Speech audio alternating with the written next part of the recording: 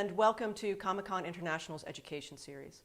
My name is Kathleen McClancy, and I'm one of the organizers of the Comics Arts Conference. We're the academic conference hosted by Comic-Con in San Diego and at WonderCon in Anaheim. We put together the panel that you're about to watch, and you might notice that it's a little bit different from some of Comic-Con's other virtual programming. Instead of a roundtable discussion, we follow the typical format for a scholarly conference of having several individual presentations that are related thematically. And as is the usual practice in academia, our presenters read their papers aloud. In this panel, beyond the panel, you'll see 4 papers looking at formal elements of comics that are often overlooked. First, Christine Mugnolo considers the origin of the word balloon. Second, Stephen Connor presents Through Enemy Eyes, Letters and Editorial Responses in DC Comics' Blitzkrieg. Third, Sam Cowling asks, when can we recolor comics? And finally, John Rodzvilla presents Stretching the Panel, New Tools for Creating Interactive and Responsive Digital Comics. So to begin, Christine Mugnolo is an associate professor of studio art at Antelope Valley College. She just completed her doctorate in visual studies at the University of California, Irvine. Congratulations. Her dissertation, titled The Adolescent in American Print and Comics, focuses on the relationship between the invention of the comic strip, early 20th century humor, and the experience of adolescence. Hello, I'm Christine Mugnolo, and today I'm going to be talking about the origin of the word balloon, or the speech bubble.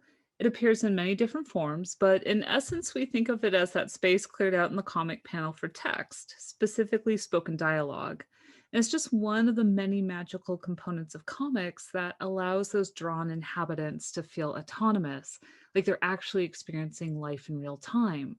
So what this might immediately bring to mind are those slick, punchy cloud shapes that we see in the golden age of comic books.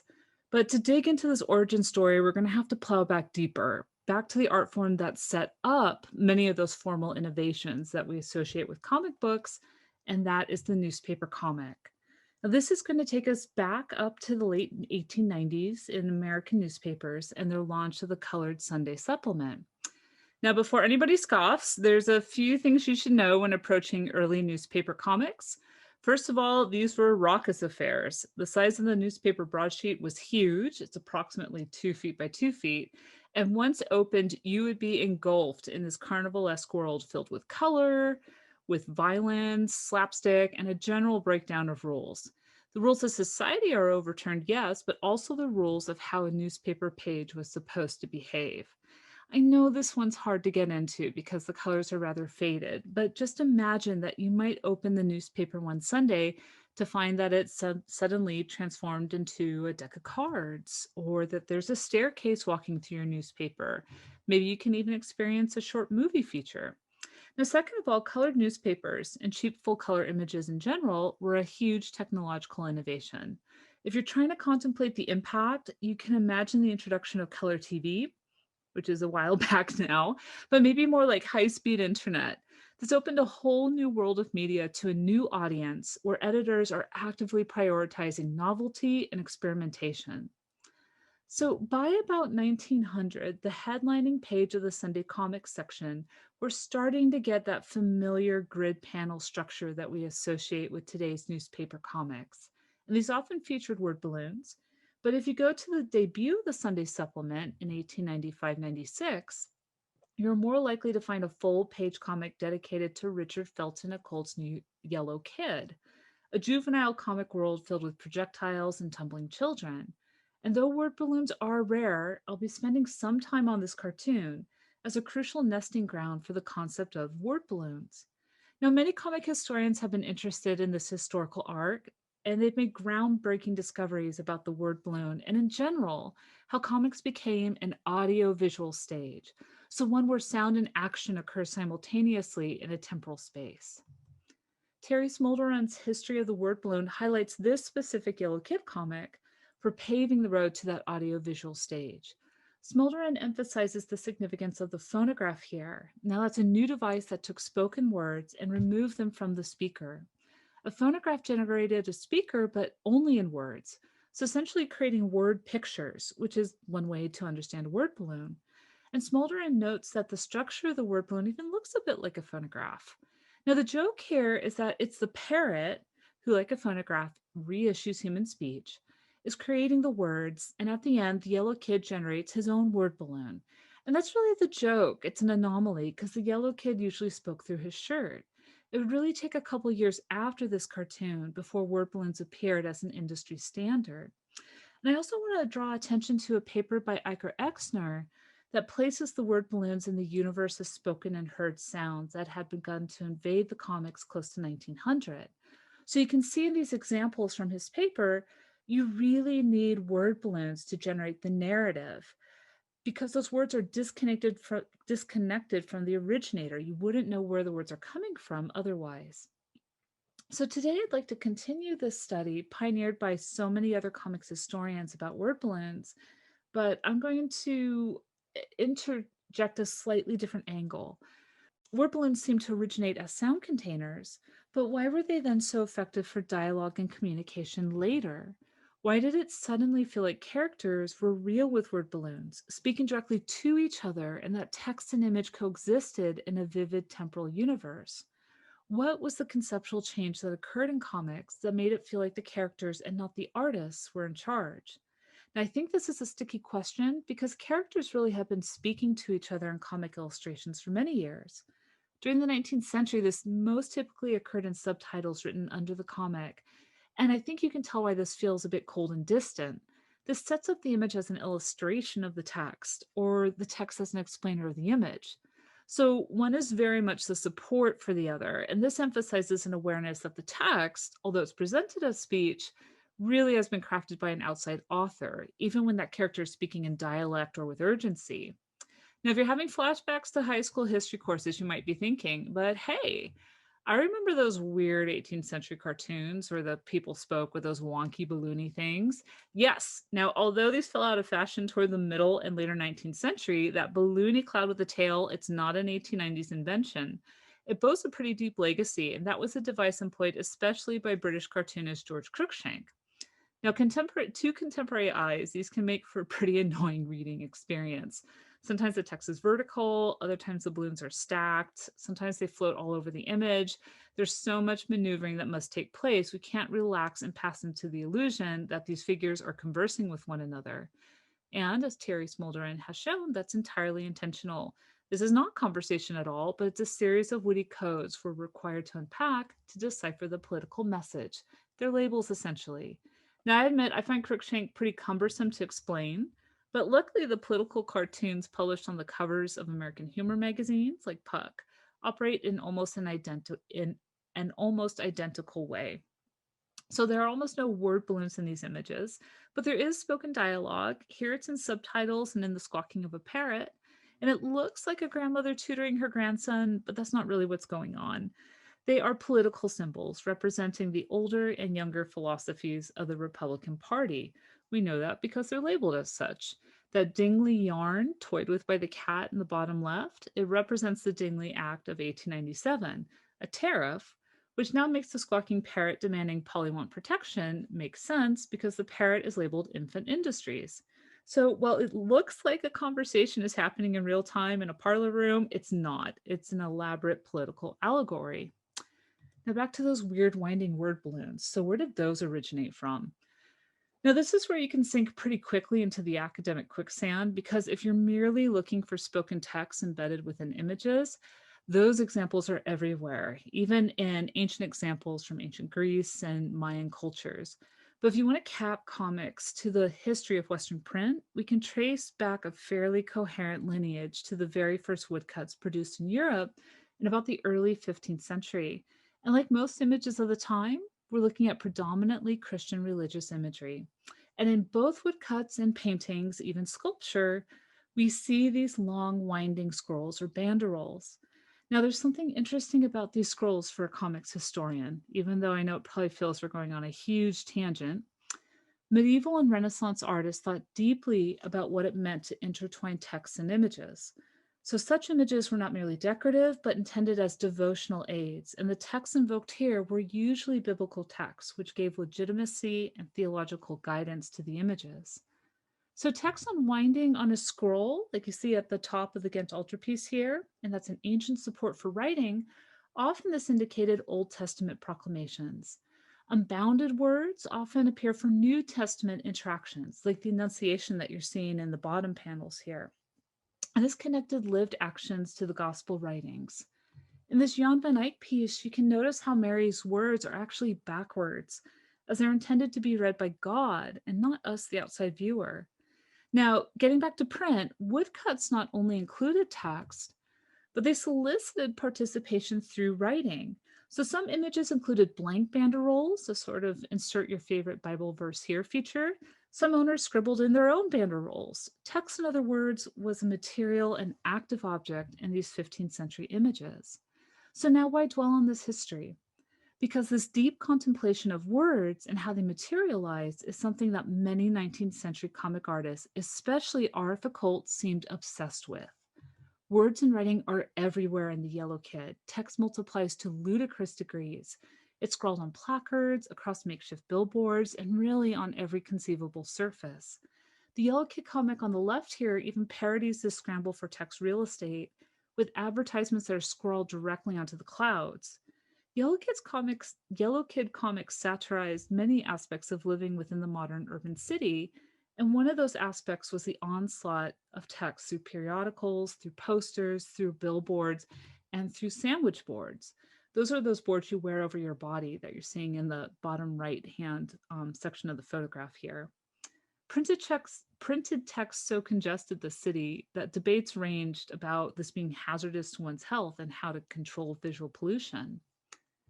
In The Yellow Kid, the sensation of text was just as important as the meaning embedded in the text.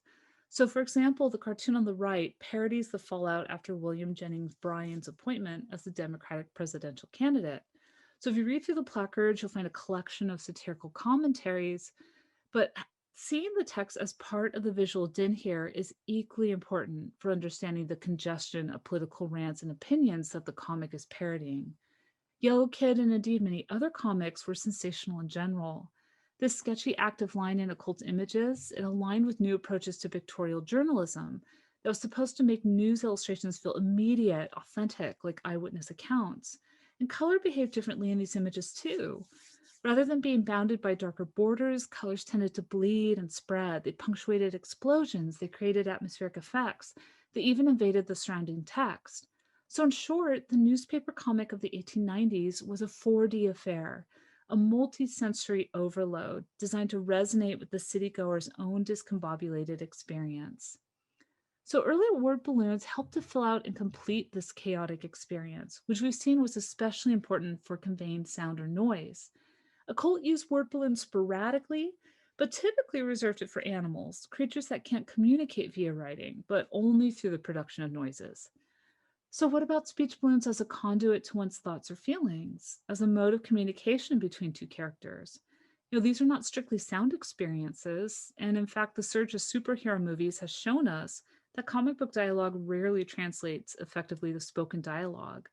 Word balloon speech in comics usually operates in a different realm than spoken speech, but often feeling more raw, more intimate, more expressive. And I would argue the Yellow Kid also contributed to this historical development, not with word balloons, but with the messages scrawled on his nightshirt. Now, Yellow Kid's nightshirt often gets sidelined in discussions of the word balloon because, well, it's not a word balloon. And also, the messages are usually to the reader, not to other characters in the cartoon. But these texts, I would argue, are often doing what we want modern speech balloons to do. They express expectations, feelings, and reactions to the situation at hand. And I think you can see that especially in this comic, which combines so many different kinds of text. So as is typical, in-panel floating dialogue specifies sound, and here it's the song that the Yellow Kid is playing. But if you read the subtitles and the shirt dialogue together, the content comedic value is nearly interchangeable. However, the feeling of the reading of the two texts is entirely different.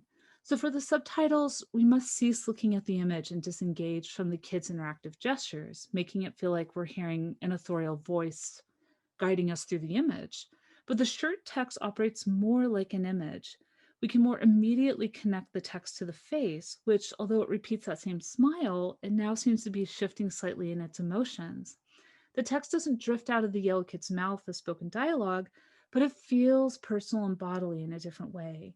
Backwards letters, different size fonts, all make the dialogue feel handwritten. The Yellow Kid's nightshirt looks very much like an advertising sandwich board, but instead of using text to coerce, he instead makes contact. He communicates rather than dictates. And I think it helps to remember that the child immigrant of the late 19th century is a disenfranchised voice, one that is often spoken for, but is itself silent. So, what the Yellow Kid seems to understand here is that printed texts were the way of making oneself heard in the city, of having a voice, and of existing. In a sense, we have two inventions side by side in these cartoons. There's the in panel text or spoken dialogue, and there's the idea that printed text can be a way for a character to converse and communicate their feelings. And interestingly, R.F. Occult would explore this relationship of the declarative printed text and the spoken text more separately and deliberately in his next blockbuster strip, Buster Brown. Now, I have to stop here with so much left to explore. For instance, why did the communicative text we find on Yellow Kid's shirt immigrate from handwritten messages to word balloons? Is it simply that the shirt text formula would be difficult to export? Comics usually show more disenfranchised characters. Was it just more plausible to see them expressing their voice through sound than through print? Or did sound bubbles feel more aligned with the bodily humor of newspaper comics? And isn't it interesting that one of the Katzenjammer's first extensive use of word balloons, Iker Exner points out this comic, it illustrates a joke that the mother doesn't get. In essence, she can't read or decipher the wordplay. So I'll leave off here, but with a reflection that when I see later or even recent applications of word balloons, I see how important it was and how difficult it was to begin realizing that the printed word did not need to be a declarative authority. It could be vulnerable, something in the making, something as fragile as a breath of hot air, even when embalmed in cold permanent type. And this device is one of the many that imparts that soul that pulses through the medium of comics. Next, we have Stephen Connor. He holds a bachelor's from the University of Windsor and a master's and doctorate from Wilfrid Laurier University. He is currently an assistant professor of history and associate director of the Center for the Study of War, Atrocity, and Genocide at Nipissing University in North Bay, Canada. Dr. Connor's current research agenda focuses on popular culture, war comic books, collective memory, and representations of conflict from the Second World War to the present. Hello, my name is Dr. Stephen Connor, and I'm a professor of history at Nipissing University in North Bay, Ontario, Canada. Before I begin today, I want to acknowledge that I'm speaking to you from the territory of the Robinson-Huron Treaty of 1850. The land on which we gather is the Nipissing First Nation traditional territory and the traditional territory of the Anishinaabe. We respect and are grateful to hold this event on these lands with all our relations. In 1975, DC Comics' Joe Kubert and Robert Kanigher collaborated in the development of Blitzkrieg. As assistant editor Alan Asherman explained, the book was different, portraying World War II, quote, through a largely unexplored set of eyes, the enemy. Blitzkrieg purported to offer a nuanced view, to look at the reasons, the tactics, and the values lost to the mists of history. Such hyperbole notwithstanding, Blitzkrieg represents the first significant effort by a mainstream comic book publisher to see the Germans, both pro and anti-Nazi, to learn of the horrors and the reasoning behind them, free of value judgment, or so Alan Asherman tells us. Despite the complete collapse of the Third Reich in 1945, Nazism remains profoundly embedded in Western collective memory. Indeed, the Third Reich has become part of our everyday lives, empowered in no small part by the continued presence of Nazism in popular culture. As others have noted, Nazism requires little explanation other than Nazis are bad, Hitler was evil, a notion reinforced by endlessly recycled popular culture representations that often have little to do with the historical realities of the Third Reich. In other words, it's not so much that we don't know about Nazism, but rather what we do know is confused, confounded, and in part glorified by popular culture. Popular culture has supplanted formal education as the primary avenue through which Nazism is introduced, explained, and interpreted. Post-war American war comics certainly represent an important medium for doing just that.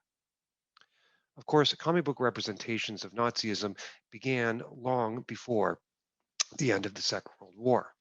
Yet, after defeat, images of the Third Reich introduced post-war generations to its mythologies, and also empowered a perpetual fascination with and often a fetishization of Hitler, Nazism, and the Holocaust. In effect, popular culture representations are simultaneously historical and ahistorical. As the lived experience of the Second World War fades into the past, popular culture representations of Nazism increasingly present it as an uncritical signifier of evil, removing the Third Reich from its historical context. Consequently, as simply evil rather than a specific evil, the Nazi past has undergone a creeping normalization in which the realities of a particular historical past become increasingly insignificant, even meaningless and disconnected from the regime's genocidal policies and aims. As a result, such space proves fertile ground for sustaining dangerous mythologies. In post 1945 mainstream war comics, akin to national narratives, popular histories, and even some academic ones, one of the central mythologies of Nazism that has enjoyed a remarkable lifespan is the myth of the unblemished Wehrmacht. What then, simply stated, is this myth? Certainly, the fallacy itself transformed through several iterations. Initially, in the immediate aftermath of the war and throughout West Germany's economic and political regeneration, interpretations of the Wehrmacht centered on its alleged apolitical nature, far removed from Hitler's criminal decision making. More importantly, the myth rested on notions of the Wehrmacht's presumed professionalism and elite standards and its clean and chivalrous waging of war.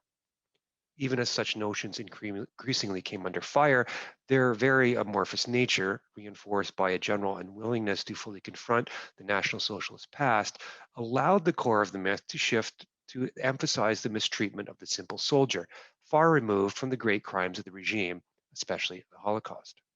In effect, as the myth continuously mutated in step with contemporary political discourse, ordinary perpetrators of the Third Reich's genocidal onslaught were numbered among its victims.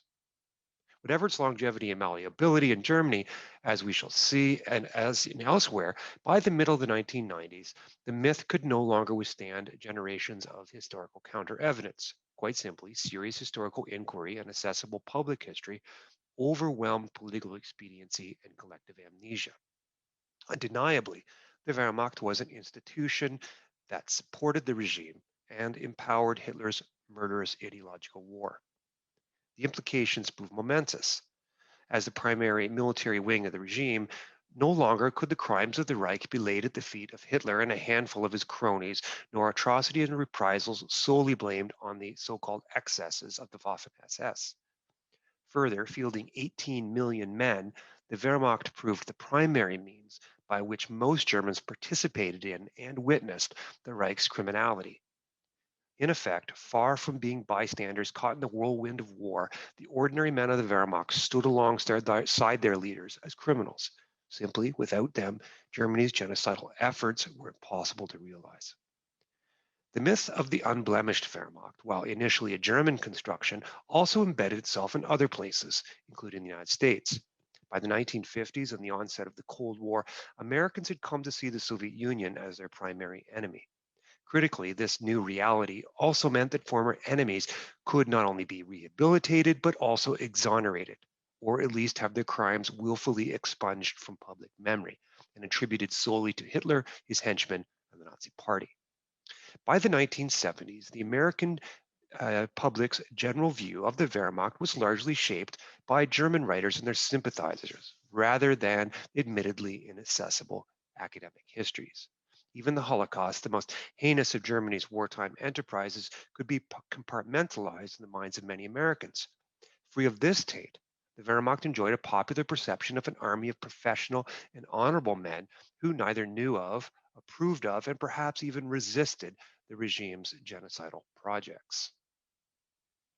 As others have argued, the historical memory of the American public had begun to shift beginning in the early 1950s to accept a set of fallacies in which Germany's invasion of the Soviet Union was transformed from an ideological war of extermination to a crusade against communism, and in defeat, a lost cause led by an unblemished military.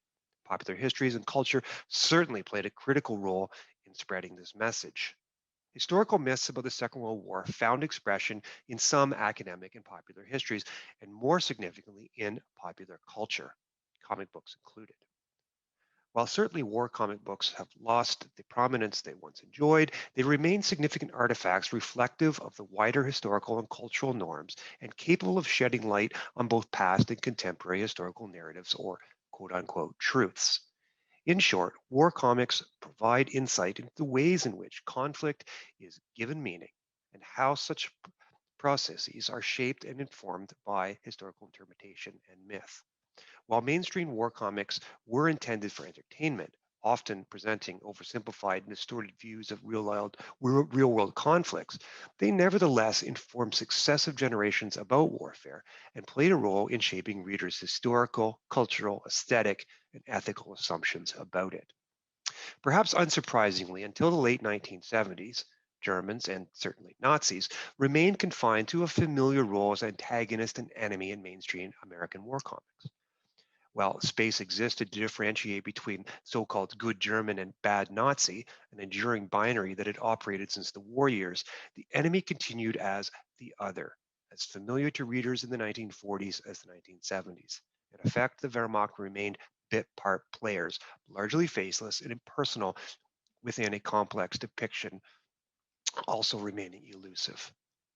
Not until the mid 1970s did creators attempt to portray wartime Germans as protagonists. Pioneering this shift was Robert Kanigher, the prolific writer of virtually every comic book genre and the longtime scribe of DC's flagship war comics, including Our Army at War, GI Combat, and Sergeant Rock.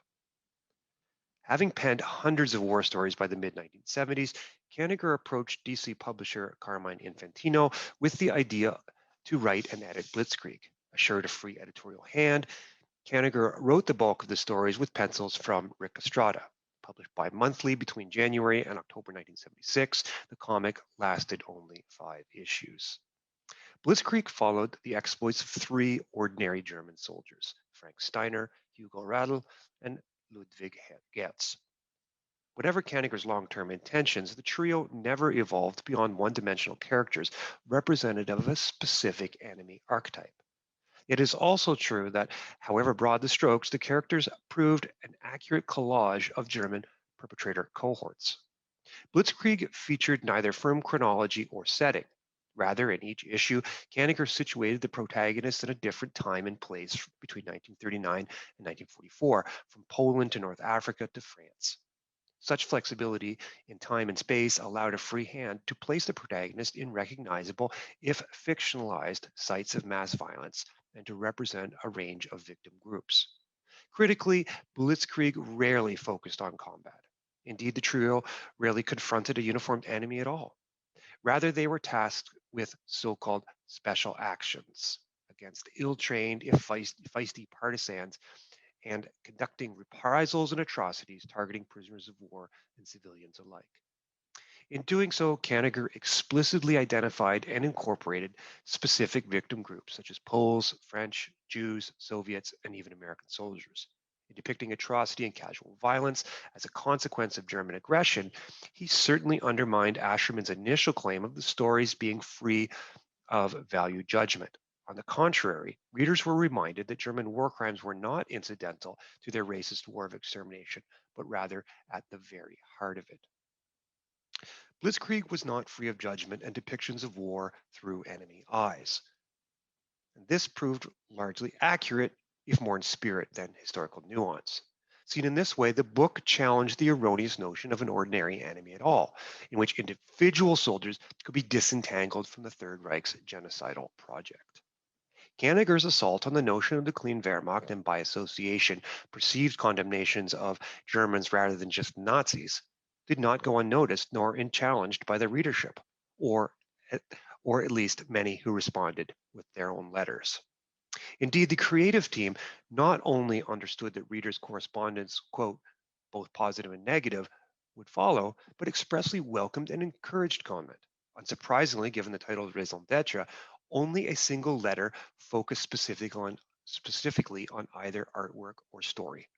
Certainly, DC Comics received similar letters, yet they remained unprinted, Rather, the bulk of published correspondence offered comment and criticism of Blitzkrieg's merit in relation to its aims. In short, letters selected for the column tended to focus on whether or not Blitzkrieg, quote, got it right. Only a single letter addressing historical accuracy saw print. Given considerable space, the writer pointed out a litany of errors. As letter editor E. Nelson Bridwell noted in his response, other writers too had, quote, properly chastised us for our errors. Significantly, Bridwell also assured readers that we're doing better now, suggesting that such inaccuracies themselves failed to undermine Blitzkrieg's overall aim. It was precisely this notion upon which half of the printed letters offered comment. Taken together, they responded to both the idea to show human beings on both sides, as the book put it, and its ability to do so accurately and truthfully. How then did letter writers react to portrayals of German enemies as protagonists, or at least those letters selected for print? DC printed no letters suggesting the comic offered a sympathetic view of Germans. Rather, in two letters, writers claimed their treatment was in fact too harsh. One letter challenged that the stories presented a, quote, stereotype German. For this writer, wartime perceptions lingered, perhaps even fueled by popular culture representations, including DC's own Sergeant Rock. Of course, this writer's perspective proves grossly out of step with the historiography of the German military, yet the fact remains that such sentiment remained unchallenged, indeed entirely unaddressed by Bidwell. Blitzkrieg neglected to counter the writer's claim that the Germans had, quote, taken a great beating from the media, a perception that, in effect, DC Comics only perpetuated. The final published letter proved even more shrill and accusatory, the writer claiming not only had Blitzkrieg failed to depict, quote, German soldiers as human, but dehumanized them, wryly adding that he had expected to see them, quote, gorge themselves on Kinderfleisch. Again, Bridwell offered little challenge. Indeed, he only maintained that while some readers felt DC had, quote, missed the boat, others praised the book for having, quote, hit the nail on the head. Unfortunately, Blitzkrieg failed to print letters representative of this latter view. While the editorial reasoning for doing so remains obscured, the fact remains that DC opted to print critical rather than congratulatory letters. This brief overview of published letters allows for some general observations. First, Bridwell's comments proved free of counter-argument. Indeed, even when writers express contradictory perspectives, editorial responses acknowledged rather than actively engaged. It's also true, however, that Blitzkrieg did not shy away from printing multiple, even controversial opinions. In this sense, DC Comics lived up to their claim that comment was welcome. Importantly, this applied not just to the artistic and literary, but also the historical, perhaps ethical. Second, the majority of letters raise concern not based on objections to, quote, humanizing an enemy, but rather the opposite. Certainly, given the wider Nazi pulp pop culture representation of Nazism in evidence in the 1970s, such perspectives should not be particularly surprising. At another level, however, the too harsh letters reflect the longer-term phenomenon of the myth of the clean Wehrmacht. As we've seen, some letter writers chastise Kanigher, leveling criticism at both the book's technical inaccuracies and his challenge to the notion of an unblemished Wehrmacht.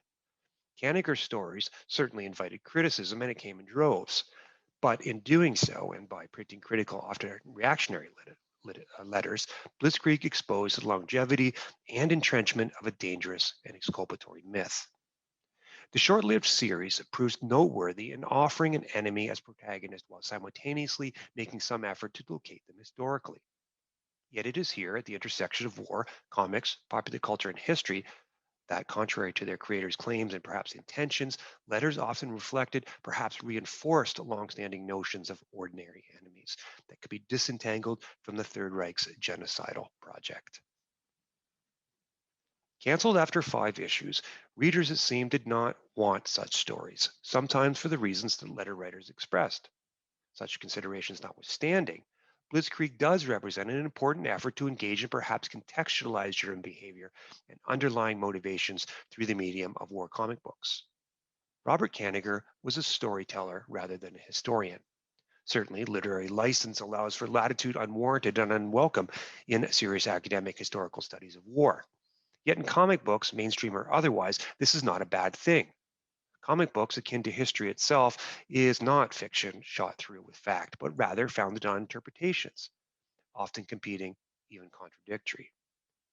In grounding his war stories in historical context, regardless of whether drawn from popular or academic sources, Kanigher concurrently reflected them and, as we've seen, engaged with wider and richer historiographical debates. The ability of mainstream war comics and popular culture more broadly to provide insightful historical narrative interpretation and to embrace history's essential murkiness can certainly be questioned. Of course, this is not to say that the medium itself is incapable of producing good history. Perhaps that's not the intention, nor must it be. That said, much of Kanigher's writing is history, sometimes good, sometimes less so. Yet he can also mistake historical interpretation for fact, and for that he can be forgiven.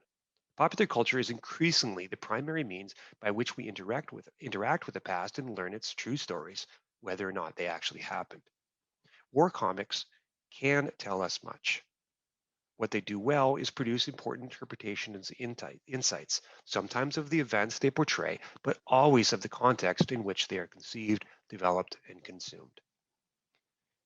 Yet in this way, war stories spark debate and start conversations about the past and the present, just like any good historical text.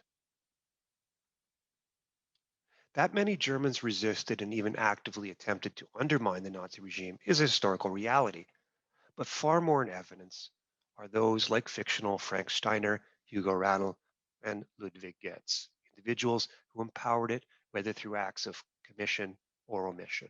Quite simply, the Wehrmacht was the sum of its parts. It was neither apolitical nor unblemished. It never was. If, as Kanigher proposes, moral responsibility begins with the individual, then collective responsibility and culpability must certainly follow. One could argue, wrongly I think, that there is no need to specifically remind readers that ordinary Germans greased the wheels of genocide. Such a reminder, however, seems as timely in 2021 as it was in 1976. Indeed, the very presence of key elements of the enduring myth of the unvanished Wehrmacht woven into the fabric of Kanigher's work speaks to this need. The importance of these stories lies in the creator's ability to mobilize the myth, but also to challenge and subvert it. In his own way, Robert Kanigher maintained that ordinary enemies cannot be placed outside the context of a war of annihilation and must take responsibility at the time and after, regardless of how much they wish to do so. Next is Sam Cowling, an associate professor of philosophy at Denison University. His research is in metaphysics, philosophy of science, and the philosophy of comics. He has recently published on McDuffie's Deathlock, Ditko's The Hawk and the Dove, and his book, Philosophy of Comics, An Introduction, written with Wesley D. Cray, should be out next year with Bloomsbury. Hi, I'm Sam Cowling, an associate professor of philosophy at Denison University, and I want to talk today about when can we recolor comics. Obviously, there's a few ways to take this question. One way to understand it is just as a practical question. When is it the case that we can actually go in and recolor some comics? That's maybe not the most interesting version. There's two, I think, more interesting ways to take this question. One is as an aesthetic question. When can we recolor comics? When is it a project that's going to make a comic aesthetically better? When is it going to yield a sort of richer, more interesting reading experience? When is it going to enhance the comic? I think that aesthetic question is a pretty familiar one. The question I'm especially interested in is a moral version of this question. When is it morally okay for us to recolor comics? Is there ever a circumstance in which it might be morally wrong for us to recolor comics? To try and get to the bottom of that question, I'm going to talk a little bit about the nature of the comics medium and some things that are useful to think about when we think about both reprinting and recoloring. I'll talk a little bit about the scope and varieties of recoloring projects, and then talk about one context in which it seems that recoloring comics raises significant ethical concerns. So when we're thinking about the comics medium, a couple of things are helpful to keep in mind as we reflect upon the nature of recoloring as typically part of a process of reprinting. So comics are a multiple medium. What does that mean? Well, notice that you might have a copy of Giant Size X-Men #1, good news for you. And I might have a copy as well, good news for me. And that doesn't seem to involve any kind of contradiction. In contrast, if we said that you had the Mona Lisa and I had the Mona Lisa, that wouldn't seem to make sense. That's because some art forms or media are singular in the sense that there's one unique object that's the kind of proper object of appreciation, consideration. Comics don't work like that. That's because comics have instances. When you think about a comic that's selling like hotcakes, that's principally because we've produced a bunch of instances of that comic and individuals are able to own, trade, collect, and so on. So comics is multiple medium, and not all multiple mediums work in the same way. It's not the case that comics, like songs, for example, are instances just because they sufficiently resemble the right kind of thing, resemble one another. One way to think about this is that to think about the process of producing comics. And one way to think about that is to note that comics are typically decoded multiples. Well, what does that mean? It's kind of a fancy way of thinking about the process of comics production, which typically begins with generating a piece of original art. So here you've got an Hergé original sort of drawing for a Tintin comic. And that original artwork gets converted typically into printing plates. Those printing plates are in turn used to generate instances of the comic in question. Now, the same sort of structural process can unfold in a digital context where we might imagine sort of producing some original art, maybe scanning it, then generating a digital file and using that digital file to maybe send out webcomics across the world. But the main idea here is that we're going to use some kind of matrix, maybe it's the printing plates, maybe it's the digital file, to generate those instances. And this raises questions for what it would mean to reprint a comic. How, for example, could we go about reprinting maybe some comic strips from the 1930s, some George Herman Crazy Cat comics, if, for example, we lost the original matrix, if we no longer had the printing plates? Well, it would raise some difficult questions about what that process might involve or how we could do it successfully. This is part of the broader issue about what authenticity means in the context of comics. So I'm not going to try and give a theory here, but one way to think about how challenging it would be to achieve the deepest, most profound sense of authenticity is to note that if we wanted to reprint a comic from the 30s, and we thought to do so, we needed everything that was used in that sort of initial production. We need to find the original printing plates, the original printing press, the same paper, the same ink, and it simply looks like that's not going to be available for us. That's one of the reasons why when people turn to the project of reprinting comics, the pursuit of authenticity seems kind of peculiar. It'd be a weird thing to try and generate a sort of materially identical artifact. What we typically want is to make a comic reading experience available to audiences that might not have the comic accessible to them. And for that reason, when the practice of reprinting is undertaken, different elements of the process get prioritized. You might think of the EC Comics Artist Library reprint series that Fantagraphics is doing. Instead of doing them with original color from Marie Severin, they're done in black and white. And it offers a nice chance to reflect on the differences in penciling styles of the various EC Comics artists stable. Alternatively, you might think about the sort of reprint works that have been done with Frank King's Gasoline Alley, which emphasize the kind of continuity of story. They pull out, for example, the other comics or advertisements that might have been adjacent to the original comic strip to give the reader a capacity to sort of think about, Walton Skizek's kind of going through different events. And so it's probably a mistake to think that there's a unique notion of authenticity we're searching for when we reprint comics, but there are certainly ways of being more or less authentic that we might be interested in. It's also the case that when we think about reprinting comics, recoloring comics is maybe the most natural thing to bear in mind. It's pretty rare to alter, for example, the line art, though that does happen in certain kinds of reproduction techniques.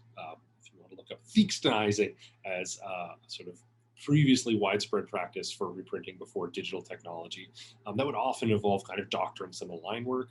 If you think, as some might, that translation is a kind of reprinting, that would involve changing the text that occurs in the comic as well as layouts if we're flipping left to right.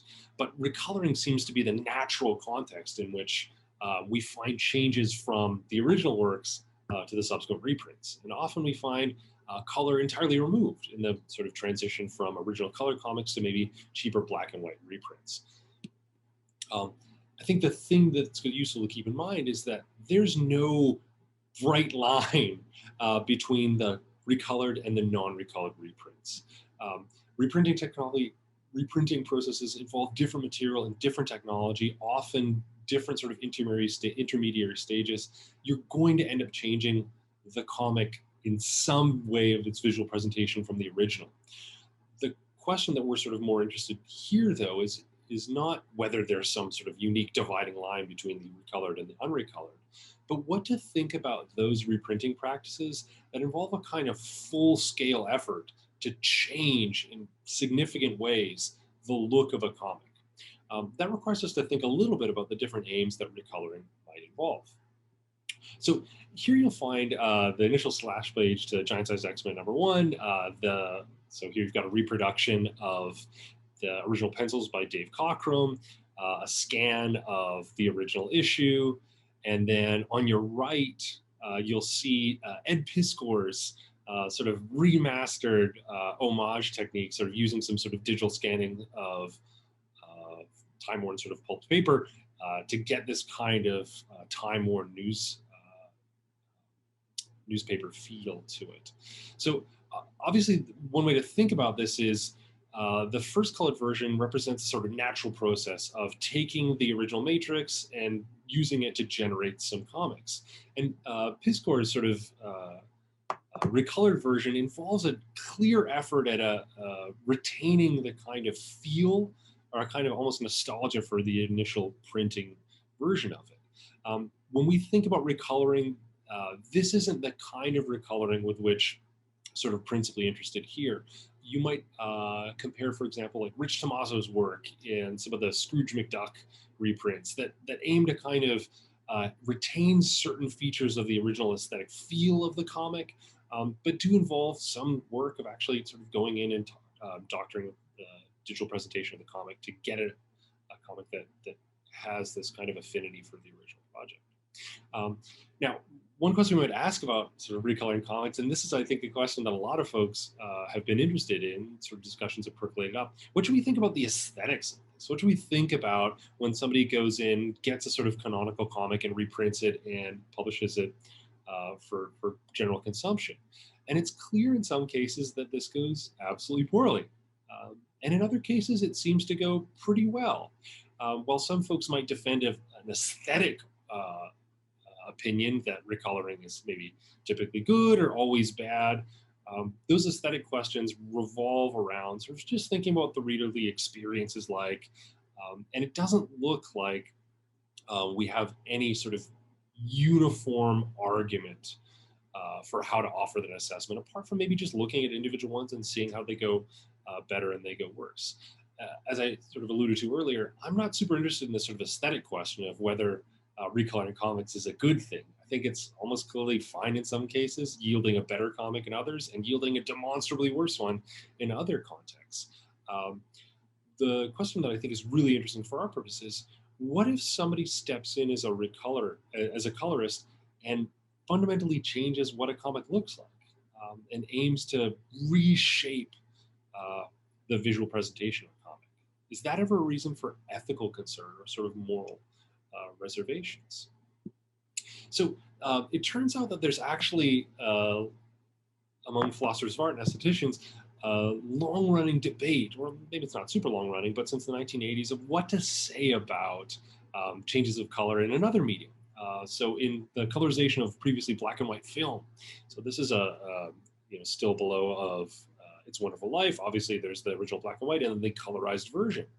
And philosophers of art, when they've tackled this question, have noted that there's actually some affinity between these two issues and ways of drawing out their connections. Because like comics, film is a multiple medium, right? So you generate the actual film, the reel, and then decode it by shining light through it, presenting it for an audience. And so when philosophers of art have looked to the question of colorizing film, they've actually considered whether there might be moral reasons to avoid colorizing black and white pictures. Let me just briefly consider a few of those. So one of the arguments that sometimes gets offered is that we need to preserve the original works, that we have a moral duty to keep those films around because our sort of shared cultural heritage. Notice, however, that precisely because comics and film are multiple medium, it actually doesn't look like that we have that robust of a moral demand. Surely we have a moral duty to protect the Mona Lisa, but if there are millions of copies of X-Force One out there, it doesn't look like we're doing anything wrong by generating new copies that involve a different sort of production of color. So one way to notice that, just to think about this, is that when we recolor comics, we're not destroying comics that already exist. Another idea is that maybe we should honor creators' intentions, that recoloring, colorizing film and recoloring comics involve going against the artistic aims of the people who created the comic in the first place. But notice that certain kinds of alterations are generally accepted to be morally okay. Think about all the films that you've watched on a television rather than on the big screen, or that you've watched with commercial breaks, or in a different aspect ratio, or perhaps even with subtitles.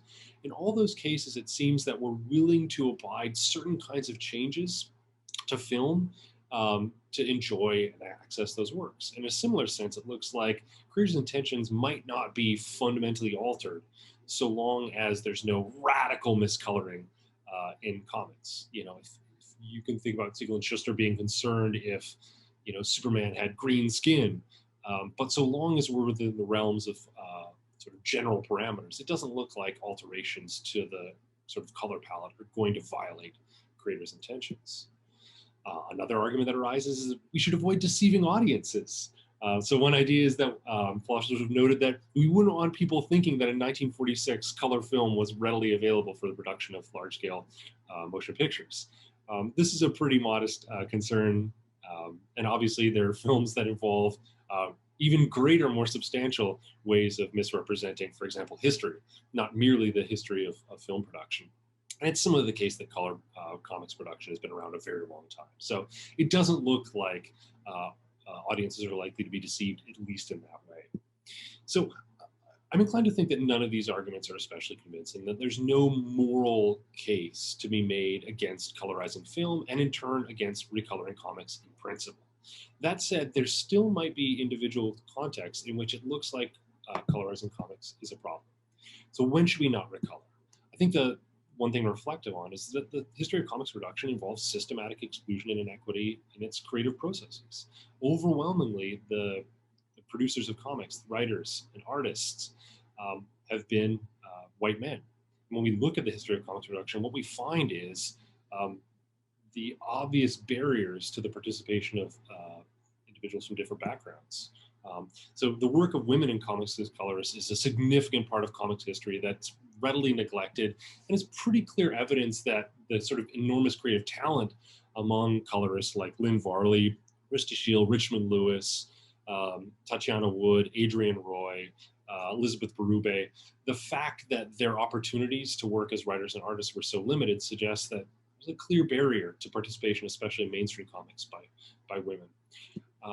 Efforts to remaster comics that erases this contribution exacerbate an evident moral problem.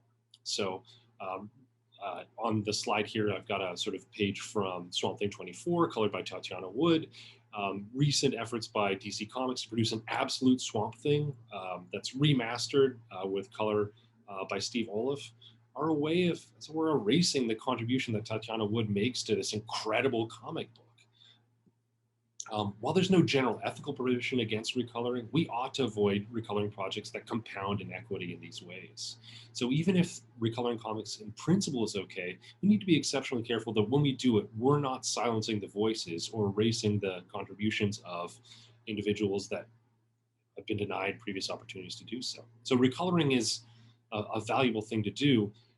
One way to sort of honor those contributions is to think about ensuring that they're represented and discussed in the context of reprints. Thank you. Finally, John Rodzvilla is an assistant professor of digital publishing in the Writing, Literature, and Publishing program at Emerson College in Massachusetts. He teaches in both the Publishing Master's program and the online MFA for pop fiction at the school. His research focuses on ebook development and new forms of online narratives. Hello, I'm John Rodzvilla, the Assistant Professor for Digital Publishing in the Writing, Literature, and Publishing Department at Emerson College. My talk is Stretching the Panel, New Tools for Creating Interactive and Responsive Digital comics. Before I dive into the discussion of what is possible in digital comics today, I want to take a step back and have a quick look at how we understand and interact with comic strips, comic pages, and comic books. So I start with Scott McCloud, who notes in understanding comics that a comic, as opposed to a cartoon, is a deliberate sequence of juxtaposed images. The sequence, as it appears on the page, helps to create a sense of time through which the narrative of the creators, the narrative of the comic, emerges. In print, the structure is often the grid, which could have been 2 or 3 images per row on 3 rows per page in the US comic books. And here's an example of that. It is from Tales of Suspense 85, done by the one, the only Jack Kirby. And you can see this and you understand that each of the 9 panels gives you a sense of movement and of time. Now, of course, creators ended up playing with this layout, and they do everything from making one image spread across 2 pages to playing with different widths and heights of different panels, all of which will help manipulate the rhythm of the grid, which in the end manipulates the reader's sense of time. Now, before we leave the grid, I want us to take a moment and acknowledge the white space between those grids. It is that space where time actually happens. Those juxtaposed images get context through that white space. But as readers, we very often ignore this part of the page and mentally create the time jumps without looking at the white page, which means that it's a perfect place for villains like Mr. Nobody from the Doom Patrol television series. It's a perfect place for people like them to hide. So we need to pay attention to that white space, not just for those villains, but also for the cognition that happens in both the print and digital formats. Now, moving from the print's grid structure to online has turned out to be difficult for all printed media. And most companies, magazines, books, and comic creators have relied on PDFs as a solid solution. And it is a solid solution for archiving content, but it's actually a horrible method for interacting with content, especially on the explosion of digital devices that have a variety of length and width ratios that don't align with PDFs or printed pages. So that's where we then need to take a step back and turn our focus over to web comics.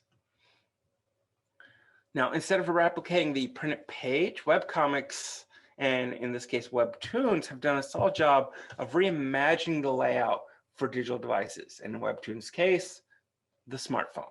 So instead of the grid, they just use this model, which is restructuring the comic to be vertical and scrollable. And here is an example from Webtoons app, and it is Icarus. It is Lore Olympus. As you can see, you have your panels. You have a lot of white space. You can scroll vertically down and read the comic. Now, let's talk about what tools are available for today's creators that can help make these digital comics possible. Now, I'm not going to take the time to talk about script writing programs, coding programs, or even tools like Wacom Tablet that can help artists to draw individual panels. This talk is really looking at what you can use to manipulate, not create the content. So now that Flash is dead and buried, and by this I mean the program from Adobe, not the character, creators are stuck with the standard front-end web development toolkit. Now, that toolkit is mainly HTML, CSS, and JavaScript. So HTML or some other markup language is used to create order and semantic structure. while the CSS is for layout and usability, and the JavaScript to do some interactivity and support usability and accessibility. Since we're talking about comics, we also need to talk about image formats. And the three image formats we use are JPEGs, PNGs, and SVGs. They are a mix of rasterized and vector images. So markup language are essential for the organization of the content in a digital space. This isn't the same as the organization of the panels on the page for the reader. This is for the structure and the markup behind the web page. And we actually have our own markup language, comic book markup language, or CBML, as a comic-related markup language that we can actually use and have been able to use for close to a decade now for our comics. And it was developed by John Walsh at Indiana University, and it uses an XML vocabulary specific to comics on top of the text encoding initiative guidelines, which is used by digital humanities and digital archivists throughout the United States and the world. And this vocabulary introduces new XML for comic-specific elements, things like panels, sounds, balloons, floating text, and captions. It also allows us to use attributes to identify who's speaking what balloons on the page. And so I've pulled up another example from Jack Kirby of Captain America, and this below the image shows you the CBML that is used in place to describe the image. CBML even addresses the importance of the white space between the panels by using something called interpretations for the panel transitions. And it allows us to create an explanation for what happens between panels. Now, this has all become supported by the World Wide Web Consortium, the group that manages standards for the webs. And they created a public community group in 2018 that was dedicated to bande dessinée, comics, and manga. And it is the BD Comics Manga Community Group.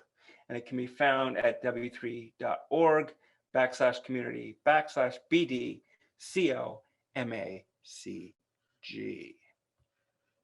Now, while these markup languages are essential to creating the structure of the page, and they're going to help create rich metadata and discoverability on a panel by panel and page by page level, the much more interesting aspect of modern web development for comic creators is what's happening with cascading style sheets.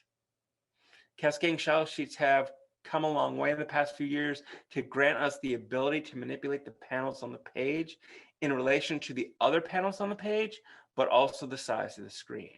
So you no longer have to affix a panel on part of the screen and have a fixed width or a percentage, and it's stuck there in an absolute position.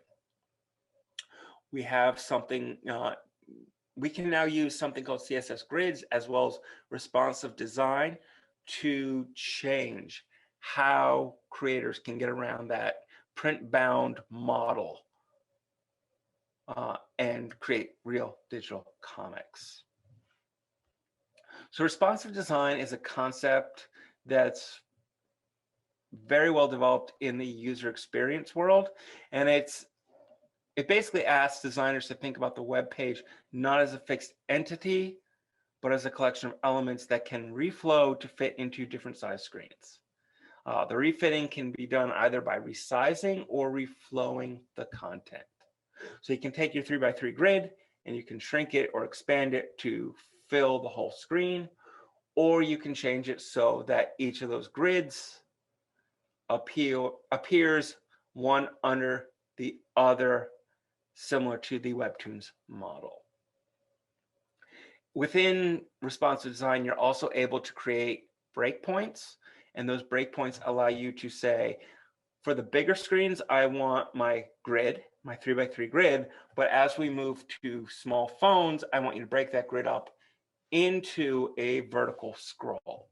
And you can do that with very little coding. There's just a few lines of CSS that changes how that works because it looks at the width of your screen.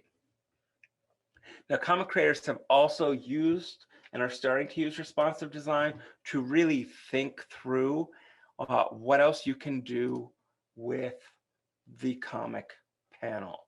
And here's an example from Pablo Defendi, who has given us a glimpse of what's possible on toyplanes.com or toy-planes.com.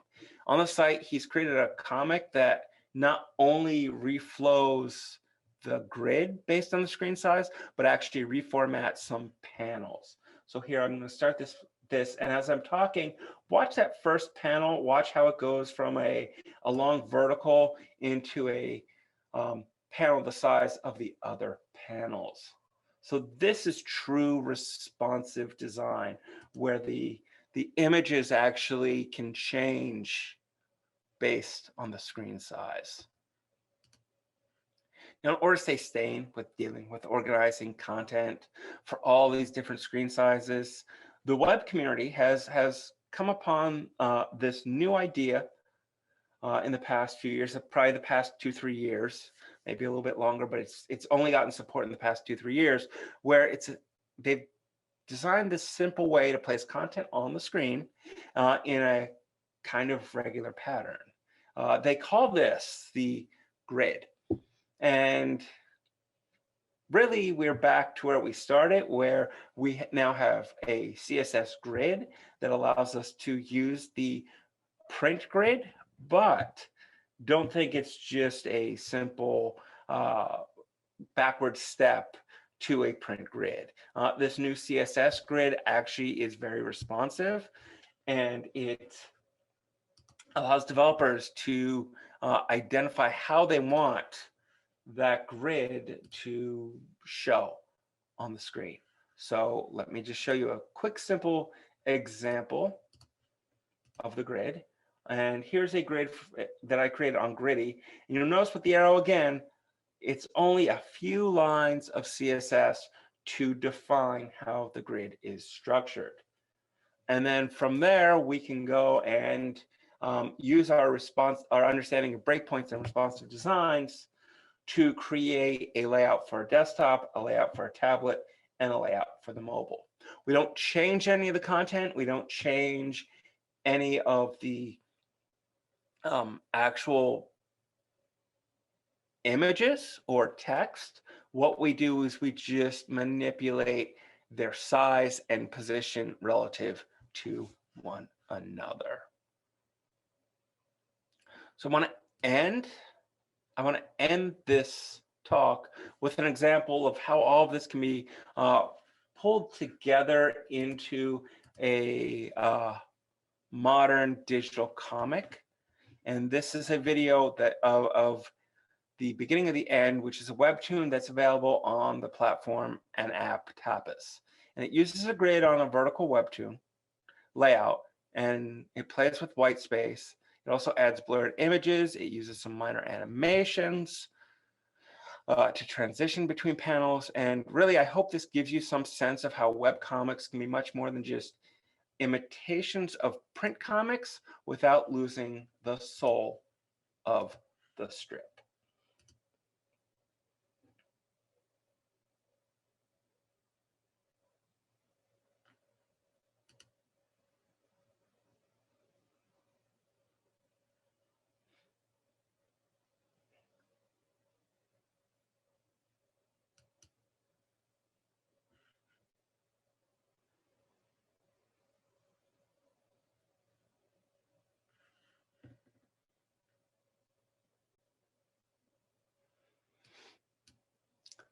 Thank you.